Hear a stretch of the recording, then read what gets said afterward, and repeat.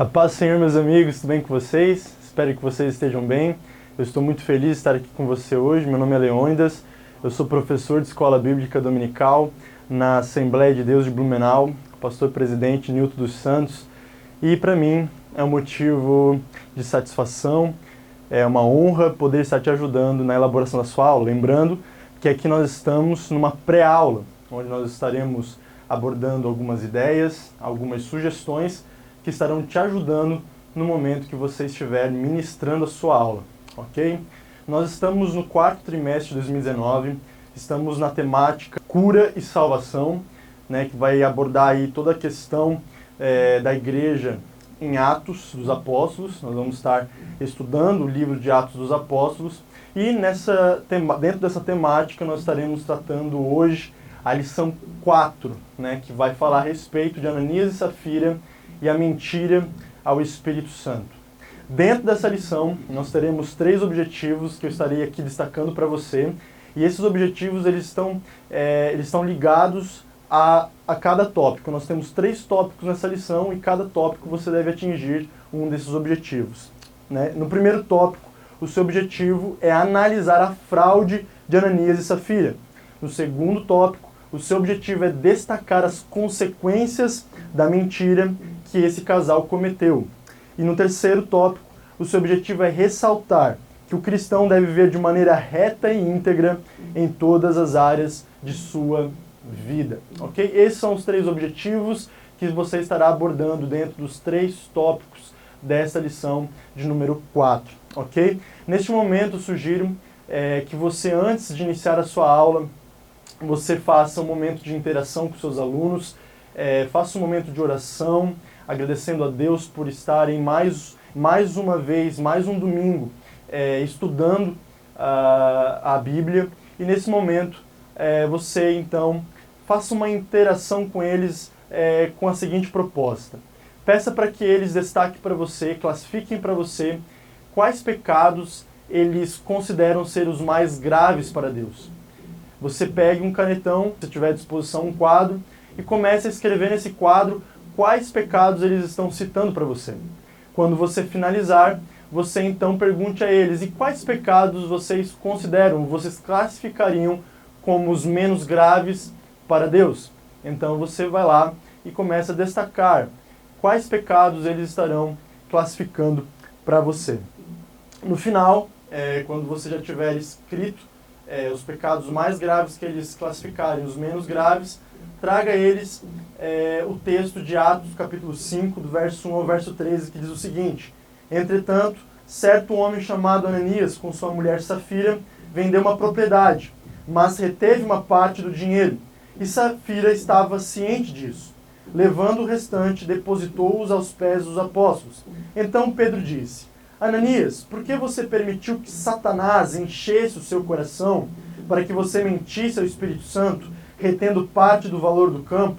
Não é verdade que, conservando, a propriedade seria sua, e depois de vendido o dinheiro não estaria em seu poder? Por que você decidiu fazer uma coisa dessas? Você não mentiu para homens, mas para Deus. Ouvindo estas palavras, Ananias caiu morto. E sobreveio grande temor a todos os que souberam do que tinha acontecido.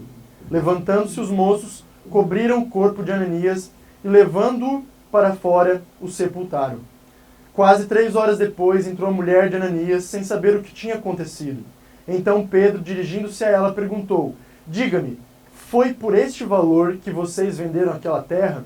Ela respondeu: Sim, foi por esse valor. Então Pedro disse: Por que vocês entraram em acordo para tentar o Espírito do Senhor? Eis aí à porta os pés dos que sepultaram seu marido, e eles levarão você também. No mesmo instante, ela caiu aos pés de Pedro e morreu. Entrando os moços, viram que ela estava morta, e levando-a, sepultaram-na ao lado do marido. Verso 11, e sobreveio grande temor a toda a igreja e a todos aqueles que ouviram falar desses acontecimentos, sinais e prodígios.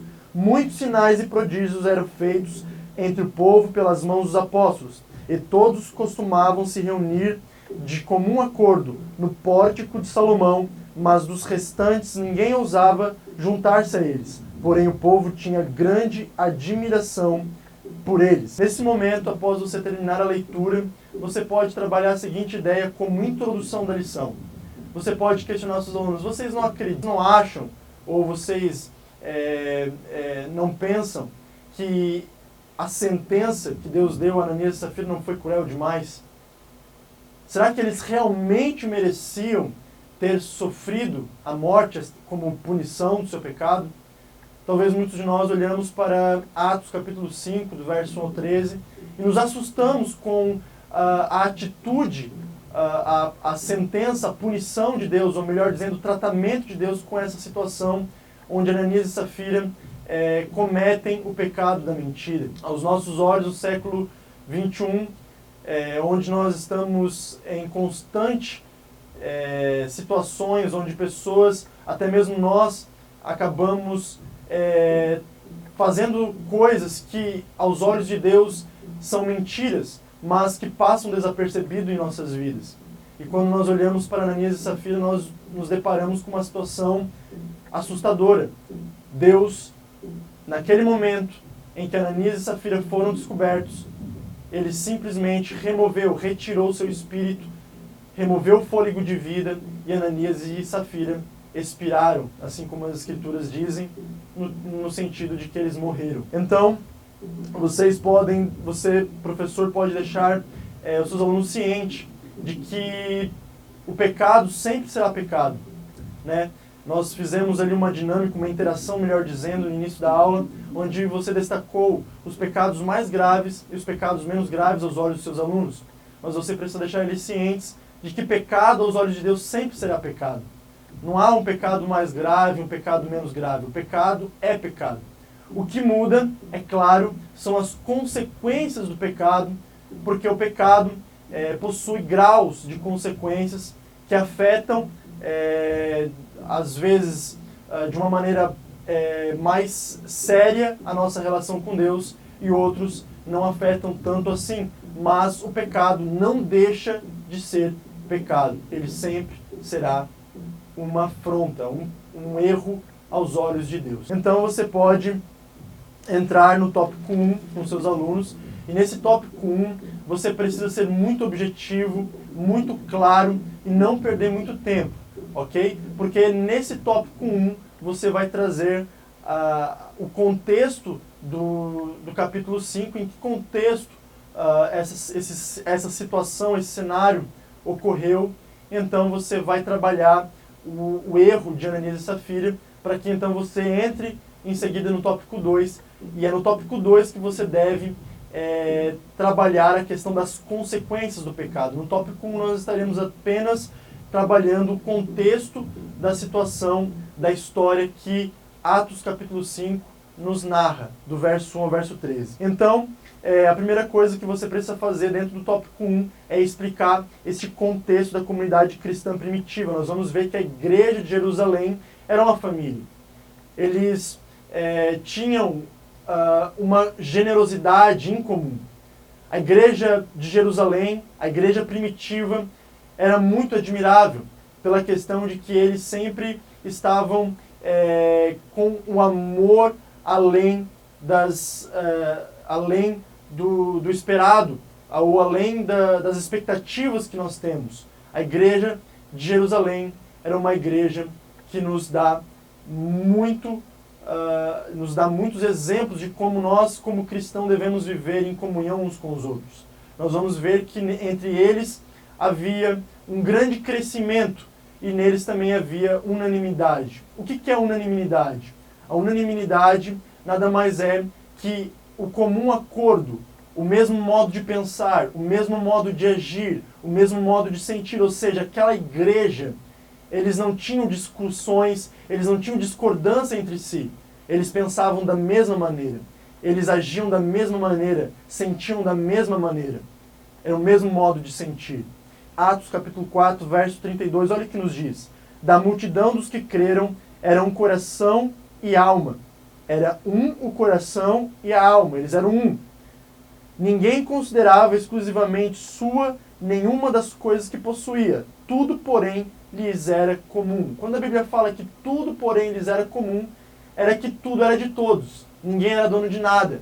Todos compartilhavam de seus bens generosamente, sem nenhum problema, ok? Então você pode trabalhar com seus alunos um pouco do contexto, né, da igreja de Atos. Ali nós vamos ver que no início, no capítulo 1, nós vamos ver Jesus ascendendo e deixando instruções para os apóstolos. Logo no capítulo 2 nós já vemos o Pentecostes, nós vemos no capítulo 3, capítulo 4, já alguns milagres sendo realizados pelas mãos dos apóstolos e até mesmo algumas perseguições.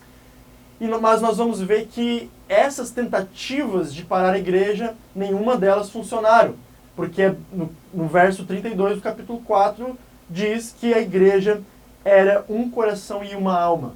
Todos viviam de uma maneira que todos os seus bens eram de todos, ninguém era dono de nada. Eles compartilhavam generosamente o que tinha e a igreja crescia em comunhão, crescia em amor, crescia em unidade. Mas aí você olha para isso e você pensa, dentro desse contexto, mas que igreja perfeita?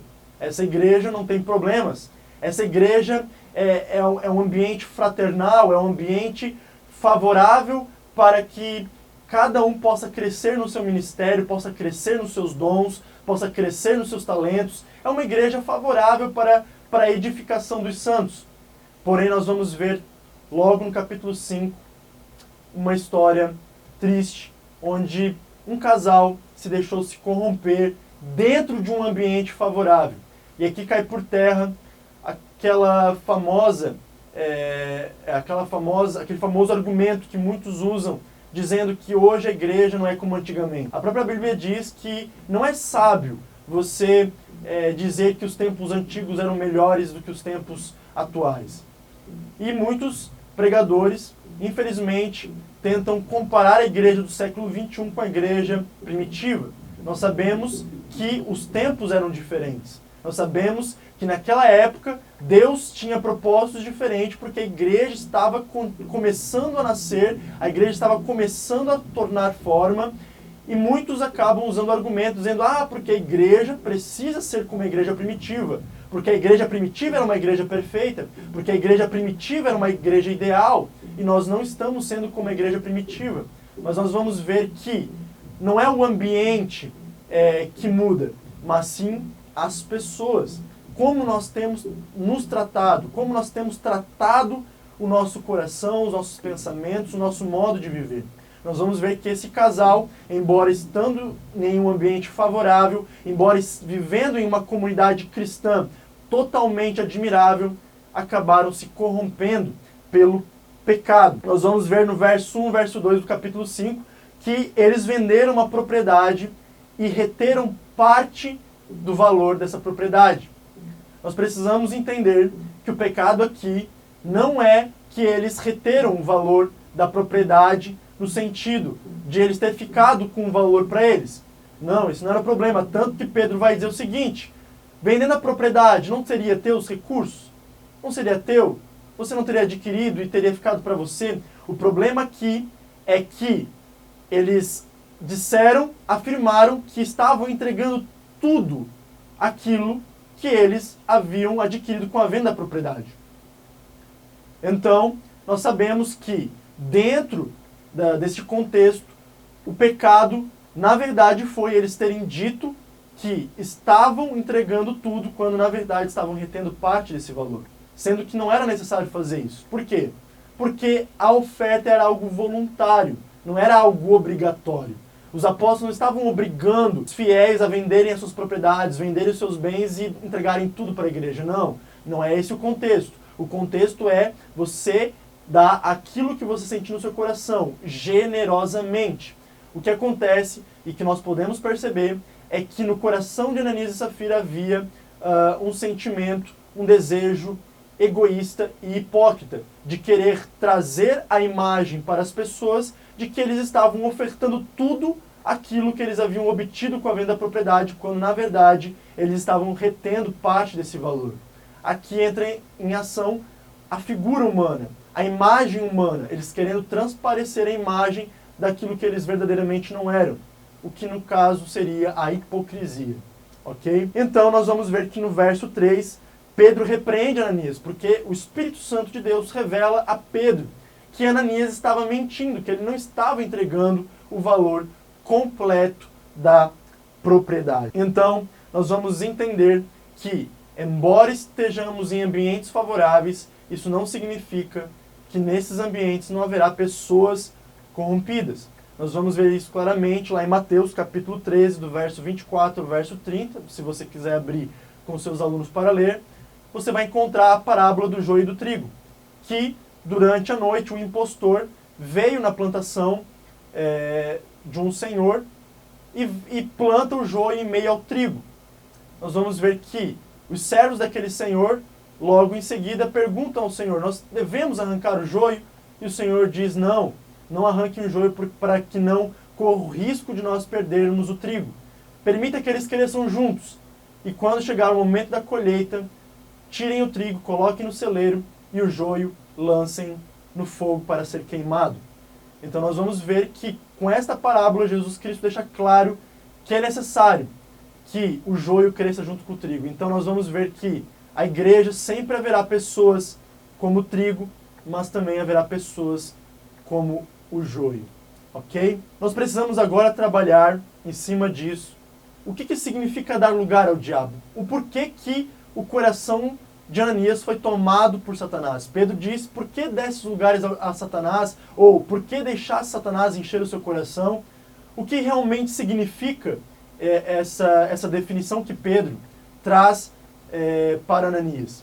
Nós precisamos compreender que o pecado, ele não é algo definitivo, ele não é algo imediato, ele não é algo instantâneo. O pecado, ele trata-se de um processo. E nada melhor do que Tiago, capítulo 1, versos 14 e 15, para nos explicar o processo do pecado. Se você for abrir lá em Tiago, capítulo 1, versos 14 e 15, você vai encontrar alguns passos que definem o processo do pecado. O primeiro passo está descrito no verso 14. Vejam: cada um, porém, é tentado quando atraído e engodado pela sua própria concupiscência. O que é concupiscência? É o desejo do homem carnal, é o desejo do homem caído, daquele homem que pecou contra Deus e a sua natureza foi corrompida. Então, o desejo carnal nada mais é que a vontade, o sentimento, o desejo ardente do homem carnal, do homem caído pelo pecado. Então, nós vamos ver que a origem do pecado começa com uma tentação que está ligada aos desejos humanos, a vontade humana, a vontade carnal, que é pecaminosa. Então, cada um é tentado por essa vontade, esse desejo carnal.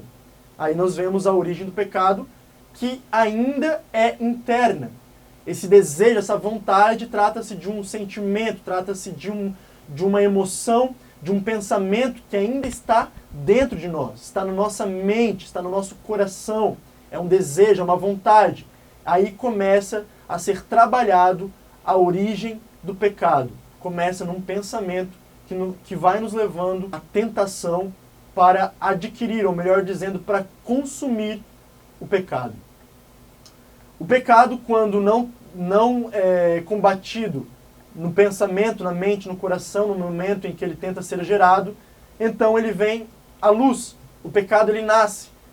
Ou melhor dizendo, é o momento em que nós praticamos aquilo que antes estava no nosso pensamento, no nosso coração, aquilo que estava sendo trabalhado interiormente, então ele sai para fora. Veja o que Tiago fala no verso 15, parte A. Então a concupiscência, esse desejo carnal humano, havendo concebido, dá a luz ao pecado.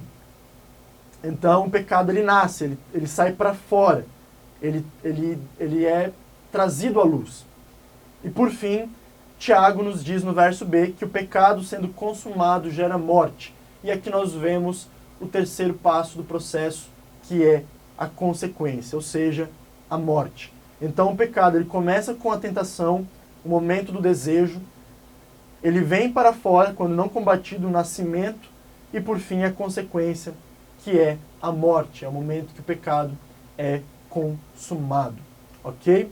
Então você pode trabalhar com os seus alunos o que realmente significa dar lugar ao diabo, e você pode trabalhar esses passos dentro do processo da queda, ok? E por último, no tópico 1, você também precisa trabalhar o conceito o significado, a origem da mentira. Nós vamos ver que ela vem da origem grega pseudos, que significa mentira, falsidade consciente e intencional, de acordo com o dicionário de Strong. A mentira, ela sempre foi uma afronta a Deus, tanto que nós vamos ver lá em Gênesis capítulo 3, no verso 4, olha o que a serpente diz. É certo que vocês não morrerão, porque Deus sabe que no dia em que eles dele comerem, os olhos de vocês se abrirão e, como Deus, vocês serão conhecedores do bem e do mal. Veja que a serpente, ela engana Eva, tentando atingir a sua identidade. Nós sabemos que Adão e Eva foram criados à imagem de Deus. Deus criou Adão e Eva à sua imagem formou cada um dos dois. Mas nós vemos que a serpente, enganadora, astuta, mentirosa, ataca justamente a identidade de Eva, dizendo que somente se ela comer do fruto é que ela será semelhante ou igual a Deus, conhecedor do bem e do mal. Ok?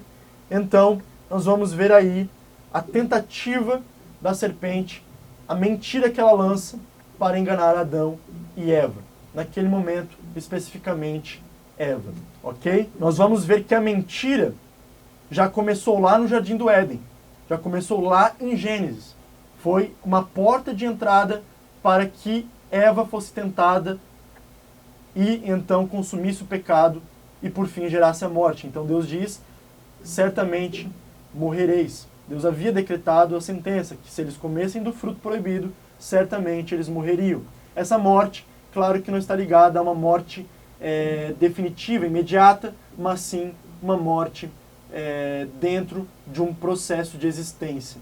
Então a humanidade passou a ter um período definido entre a vida e a morte. No capítulo 8 de João, verso 44, 47, olha o que Jesus diz. Vocês são do diabo, que é o pai de vocês, e querem satisfazer os desejos dele. Ele foi assassino desde o princípio e jamais se firmou na verdade, porque nele não há verdade.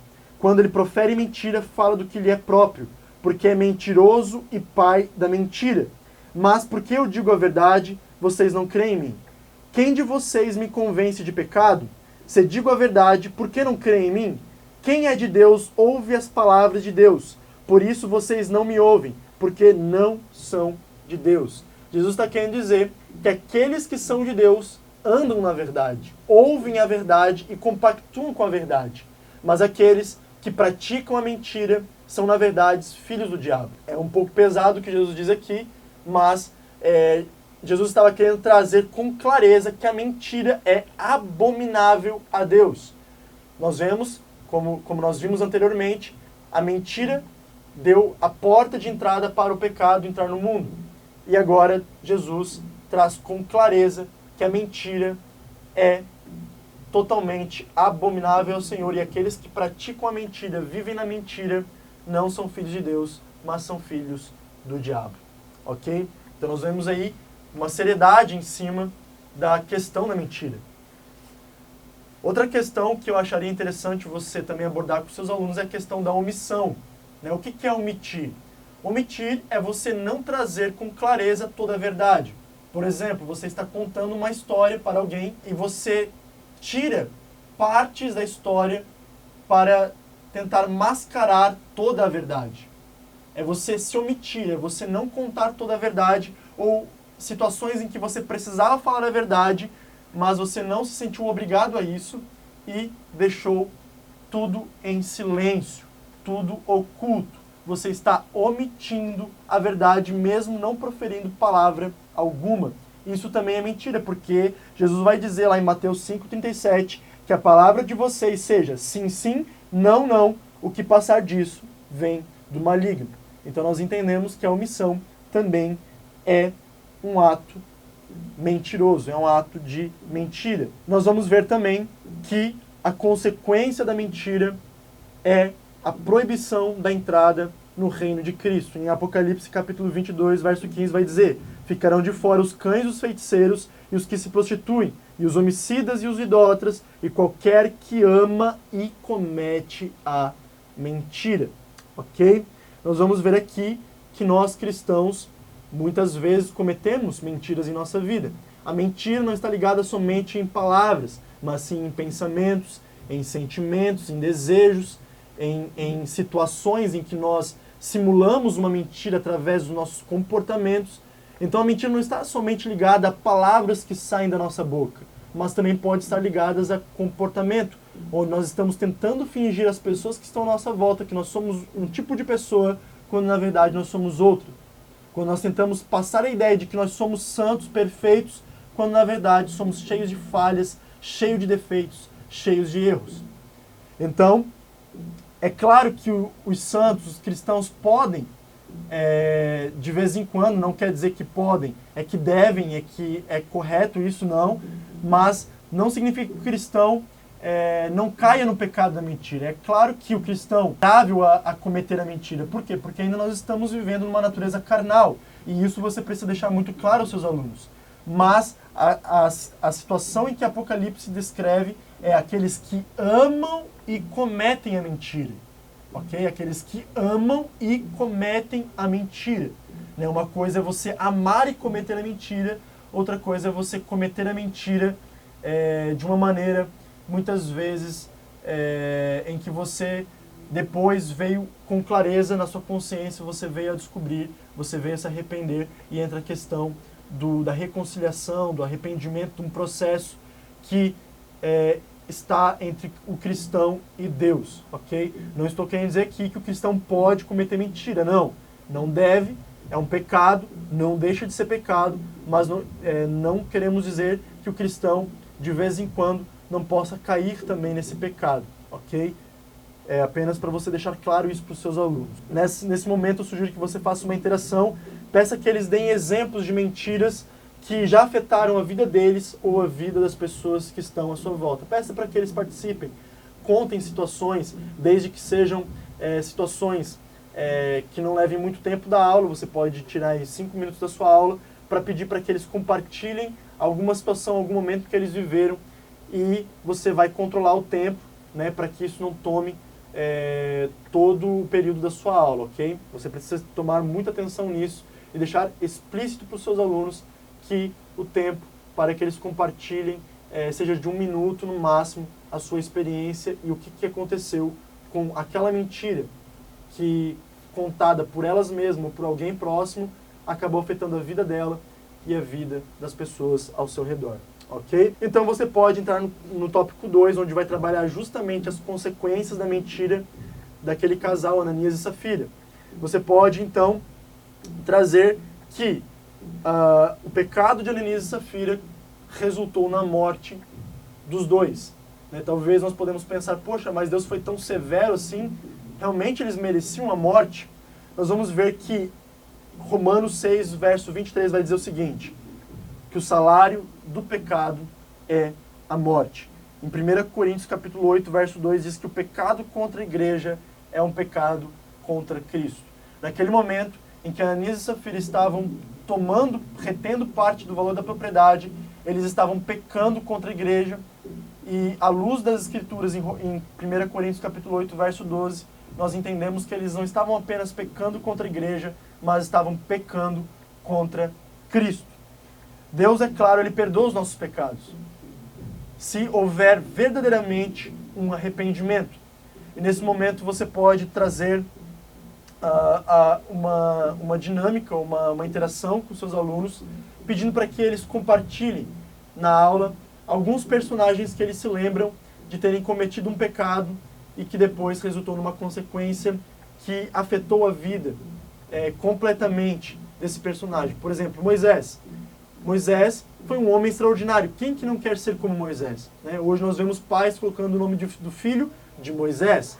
Moisés foi um homem admirável, mas nós vamos ver que Moisés cometeu um pecado quando ele feriu a rocha em Meribá. E isso trouxe uma consequência na vida de Moisés terrível. Moisés não pôde entrar na terra prometida. Outro personagem bíblico foi Davi. Davi foi um homem admirável, um homem que todos querem se tornar parecidos. Um homem que foi considerado o segundo coração de Deus, mas nós vemos que Davi foi um dos homens que mais pecaram na Bíblia, mas nós sabemos que Davi foi um homem que se arrependeu, verdadeiramente, de coração sincero e puro diante de Deus, confessando a Deus o seu pecado e mudando de comportamento, mudando de pensamento e agindo então de maneira correta. Porém, esses pecados que Davi cometeu, principalmente na área familiar, Davi tinha muitas esposas, muitas concubinas, e foi justamente onde ele pecou a sua área de fragilidade. Nós vemos que Davi passou muito sofrimento na área familiar, onde o irmão abusou da própria irmã, onde depois, em seguida, o irmão, com raiva do outro irmão que havia abusado da sua irmã, matou o próprio irmão. E nós vemos que depois o seu próprio filho, o filho de Davi, tentou usurpar o seu trono, tentando tirar Davi do reinado.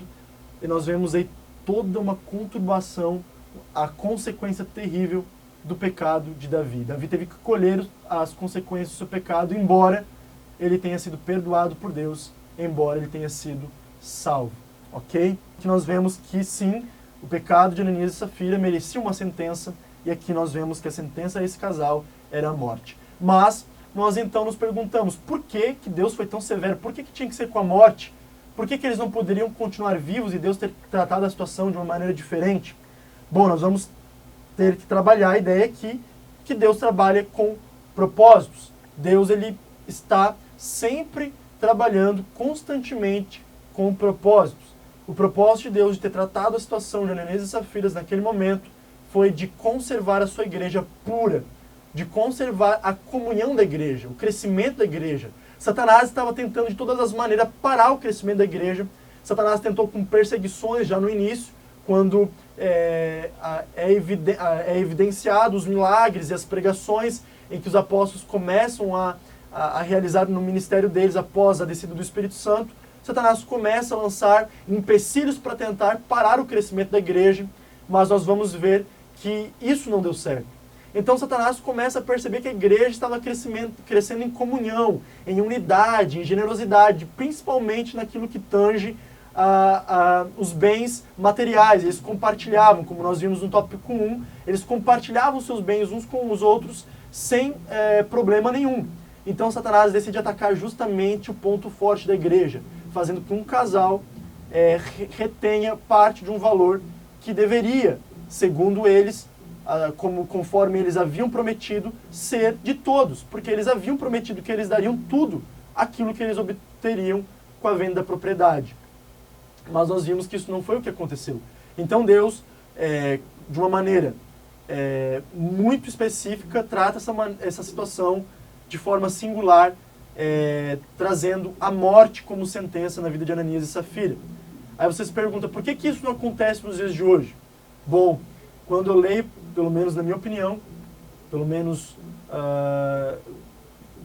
no meu particular, quando eu leio Atos capítulo 5, verso 1, verso 13, eu já consigo entender claramente que Deus, ele abomina a mentira e que ele não está a favor de você ou de nós mentirmos ao Espírito Santo, dizendo que estamos entregando uma coisa quando na verdade não estamos fazendo isso. Estamos, na verdade, tentando ocultar a verdade de quem realmente somos. Nós podemos então ver aqui, com essa passagem, que os nossos corações se enchem de temor. E quando um cristão lê essa passagem, o seu coração precisa se encher de temor. Precisa se encher de temor e de tremor. Então, essa passagem, essa situação que aconteceu, não gerou somente temor e tremor no coração daqueles cristãos da época, mas também continua nos dias atuais, na igreja do século XXI, trazendo muito temor e tremor aos nossos corações. E se o seu coração não se enche de temor e tremor diante dos versos que nós acabamos de ler, é necessário rever os nossos conceitos, a nossa fé e como nós temos vivido diante de Deus e da igreja. Ok?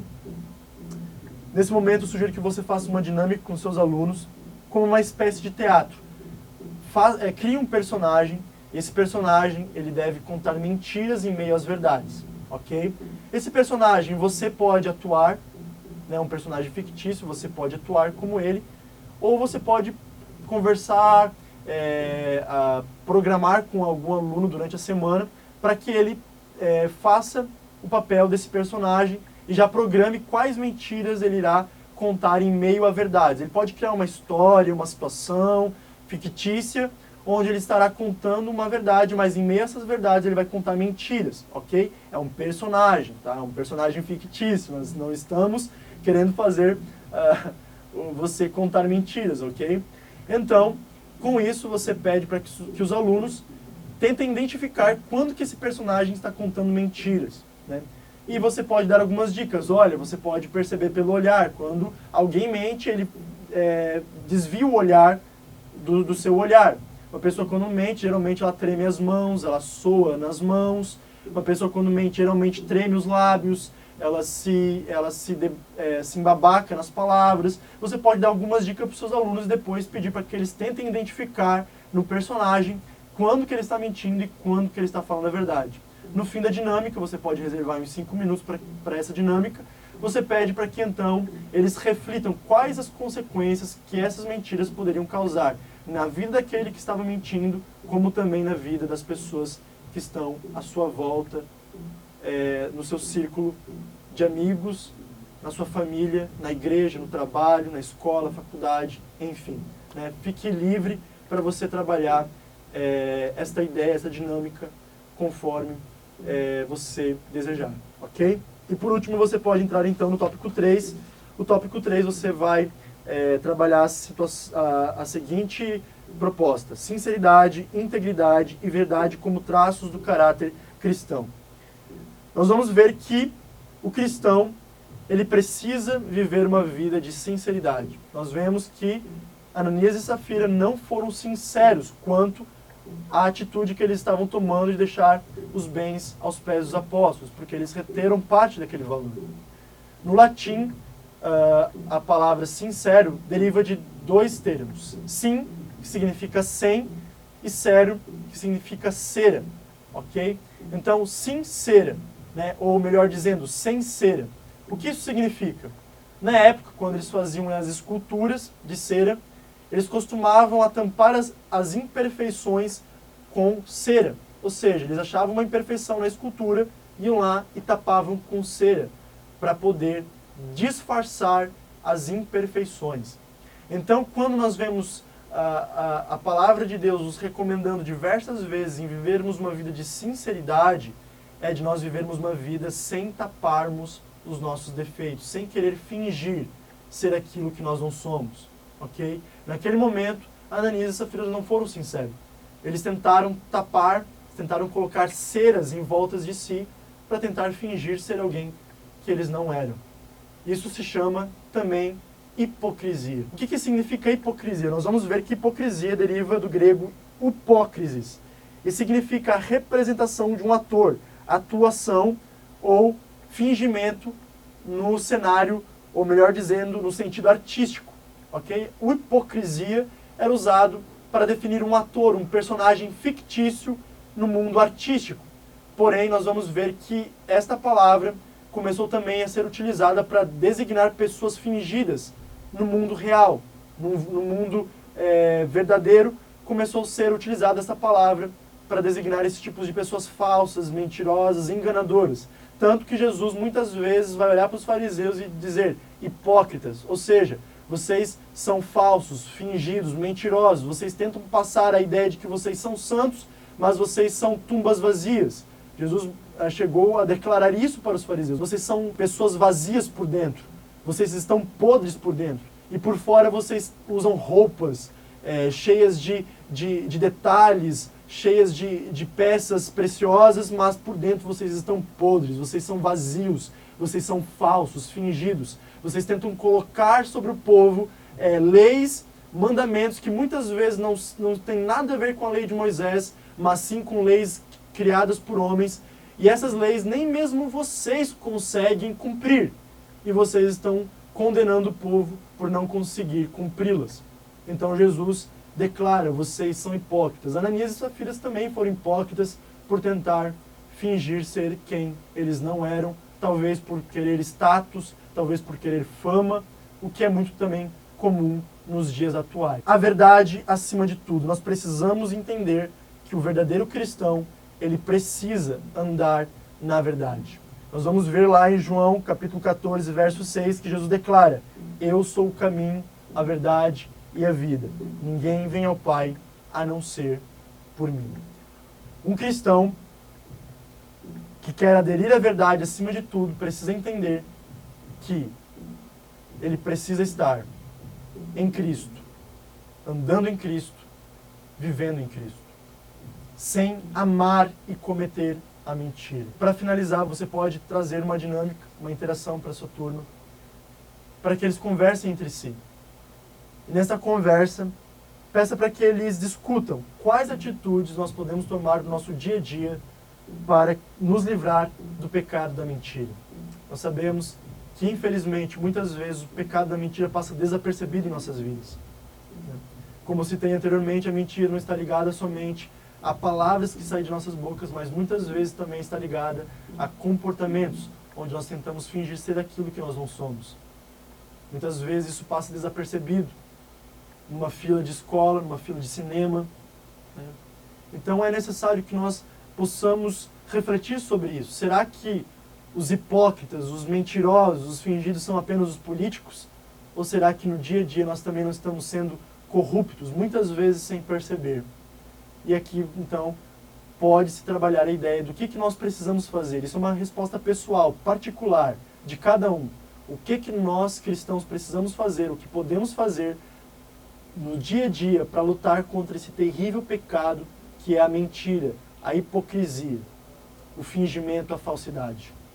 Que Deus nos abençoe e nos ajude a vencer a mentira, que hoje, nos dias de hoje, tem sido tão comum, não somente no mundo, mas infelizmente também dentro da igreja.